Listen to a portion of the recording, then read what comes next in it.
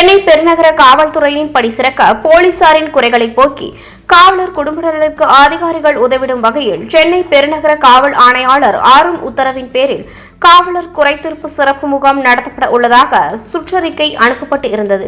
அதன் பேரில் சென்னை மாநகர வேப்பேரி காவல் ஆணையாளர் அலுவலக கலந்தாய்வு கூடத்தில் நடைபெற்ற காவலர்கள் குறைதீர்க்கும் சிறப்பு முகாமில் சென்னை பெருநகர காவல் ஆணையாளர் அருண் சென்னை பெருநகர காவல் 4 மண்டலங்களிலும் சட்டம் மற்றும் ஒழுங்கு பிரிவில் பணிபுரியும் 7 காவல் ஆய்வாளர்கள், 30 உதவி ஆய்வாளர்கள், 2 அமைச்சு பணியாளர்கள் மற்றும் 211 காவலர்கள் உள்ளிட்ட 250 காவல் அதிகாரிகள் மற்றும் காவலர்களிடமிருந்து குறைதீர் மனுக்களை பெற்றார்.